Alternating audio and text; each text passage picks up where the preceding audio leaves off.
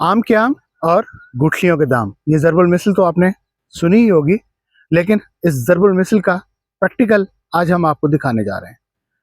मोड़ी कपास के बारे में बहुत लोगों ने सुना होगा। शायद कुछ ऐसे फार्मर्स हों पुराने जिन्होंने इसका तजर्बा भी किया होगा और बहुत सारे तजर्बात कामयाब भी रहे होंगे और शायद कई एक नाकाम भी हुए होंगे। तो खैर, तजर्बात से बंदा सीखता रहता है और ये तजर्बात का अमल जो है वो जारी रहना चाहिए। इस वक्त मैं अपने फील्ड में मौजूद हूँ, जहाँ हम PQNK यानी पायदार कुदरती निज़ाम काश्तकारी के तहत बगैर किसी परचेज इनपुट के और नो टिल के ऊपर हम क्रॉप्स को काश्त करते हैं। तो इस वक्त मैं बॉर्डर एरिया में खड़ा हूँ, यानी कि मेरी एक तरफ जो है कन्वेंशनल फील्ड है और मेरी दूसरी तरफ PQNK यानी पायदार कुदरती निज़ाम काश्तकारी का फील्ड है। तो ये कन्वेंशनल फील्ड जो है इसको रिसेंटली काश्त किया गया था। ये इसकी एज जो है वो तकरीबन आज जो है वो तकरीबन कोई 10 से 12 दिन की हो चुकी है। तो अगर नीचे से आपको दिखाऊं तो ये देखें, पोजीशन जो है वो पौधों की अच्छी है, जर्मिनेशन हो रही है, जर्मिनेशन स्टार्ट हो चुकी है। तो ये फसल जो है वो तकरीबन 10 से 12 दिन की हो चुकी है।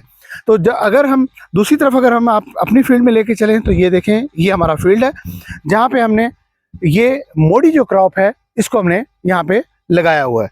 तो ये फसल जो वो है जिसको हमने पिछले साल काश्त किया था PQNK के ऊपर, और उसमें यह है कि ये फसल जो है ना अल्हम्दुलिल्लाह इसके अंदर हमने 2 क्रॉप्स जो है ना इसमें से ले चुके हैं। यानी कि पिछली दफ़ा कॉटन ली, कॉटन लेने के बाद जो है ना हमने इसको जब एंड हुआ कॉटन का, उसके अंदर हमने सरसों जो है ना उसका छटा दे दिया।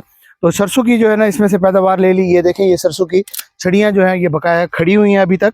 तो उसके बाद जो है अब इस वक्त पोजीशन ये है कि जब तक दूसरे लोगों की क्रॉप्स जो है ना वो अभी जर्मिनेशन स्टार्ट कर रही हैं, जबकि यहाँ पे पोजीशन देखें तो ये देखें ये क्रॉप फ्लावरिंग पर आ चुकी है। तो ये ओवरऑल पोजीशन अल्हम्दुलिल्लाह। और जो नया पत्ता निकल रहा है तो ये देखें, नया पत्ता बिल्कुल फ्रेश निकल रहा है। इससे पहले जो पत्तों की कंडीशन थी शुरू के अंदर, वो ऐसे थे कि पत्ते जो है ना ये इस कंडीशन में ये जरा मुड़े हुए थे, तो ऐसे लग रहा था जैसे इसके ऊपर वायरस आया हुआ है। हालांकि ऐसा नहीं था। उसकी वजह ये थी कि ये क्रॉप जो है वो सर्दियों के अंदर जो है ना इसने जो है जर्मिनेशन शुरू कर दी थी, और उसकी वजह से सर्दियों की वजह से स्ट्रेस में थी पौधा, और इसकी वजह से पत्ता जो है ना वो खुल नहीं पा रहा था अच्छे तरीके से। अब जो ही टेम्परेचर बढ़ना शुरू हुआ है तो आप साथ साथ देख रहे हैं, तो ये देखें बिल्कुल फ्रेश है ये क्रॉप।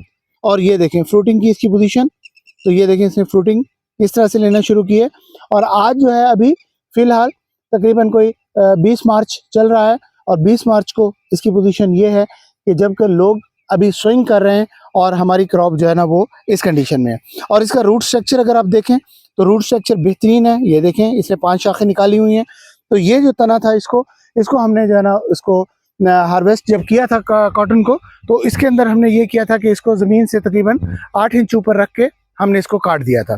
काटने के बाद एक और भी काम किया गया इसके अंदर, वो ये कि हमने इसके अंदर एक एक जो पौधा था वो दरमियान में से निकाल दिया और इसको फासला दिया, क्योंकि पहली दफ़ा जो क्रॉप थी वो ज़रा कंजेस्टेड थी। अगर हम अब इसको दरमियान में फासला ना देते तो उसका नुकसान ये होना था कि ये आपस में जुड़ जाती, और उसके जुड़ने से 2 नुकसान होते। पहले ये था कि इसके अंदर से वेंटिलेशन ना होती। वेंटिलेशन ना होने की वजह से, क्योंकि दरमियान साइडों के ऊपर हमारी कन्वेंशनल क्रॉप है, और कन्वेंशनल रिवायती फसलों के अंदर बीमारियाँ आमतौर पर आती हैं, और बिलखसूस सकिंग का अटैक जो होता है उसके अंदर बहुत शदीद होता है, जिसके अंदर थ्रिप्स होता है, तेला होता है, और ख़ास तौर पे वाइट फ्लाई होती है। और इन सब चीज़ों की मेन वजह जो होती है वो यही होती है कि फसल कंजेस्टेड होती है, उसके अंदर एरेशन नहीं होती, यानी कि हवा का गुजर नहीं होता, जिसकी वजह से जो है ना वो फसल उसके अंदर जो है ना बीमारियों का स्ट्रेस आता है। तो इसलिए हमने इसके ऊपर इसको जगह दी। और एक और वजह भी ये थी क्योंकि रूट स्ट्रक्चर इसका बहुत स्ट्रॉन्ग है। इस वक्त नीचे पूरा तना मौजूद है नीचे, और उसके बाद ये इसने ऊपर जब टिलरिंग निकालनी है तो डेफिनेट बात है ये कई शाखें निकालेगी। 4 से 5 शाखें ऑन एन एवरेज ये निकाल सकती है। तो 4 से 5 शाखों के लिए जगह चाहिए, तो इसलिए हमने इसको जगह दी है। प्लांट टू प्लांट फासला जो है वो तकरीबन हमने 2 से 2.5 फीट कर दिया है, और राउटर ऑफ फासला ऑलरेडी था।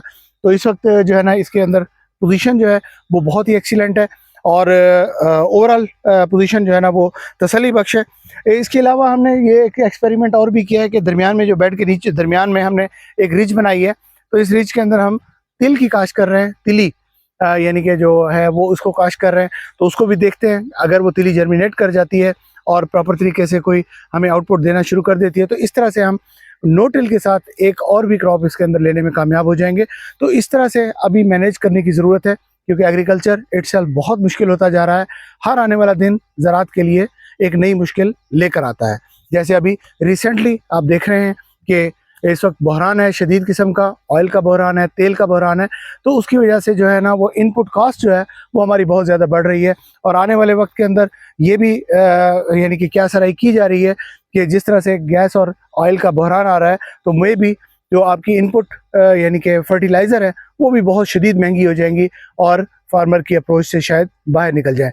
तो हम क्योंकि पहले से ही PQNK के ऊपर है, तो हमारी क्रॉप को वैसे ही फर्टिलाइज़र की ज़रूरत नहीं पड़ती। तो इस तरह से इस टेक्नोलॉजी के ऊपर फार्मर का सर्वाइवल मुमकिन नज़र आ रहा है। तो आपको इस टेक्नोलॉजी के बारे में अगर पहले से पता है तो हम कहेंगे कि इस टेक्नोलॉजी को अडॉप्ट कीजिए और इसको आगे दूसरे फार्मर्स तक फैलाइए। अगर आपको इसके बारे में नहीं पता तो इसके बारे में जानिए, और जानने के बाद थोड़े से रकबे के ऊपर ज़रूर इसका तजर्बाती तौर पे काश कीजिए, ताकि हम अपनी ज़राअत को बेहतरी की तरफ ले जा सकें। बहुत शुक्रिया। मियां इरफान, डिस्ट्रिक्ट राजौरी।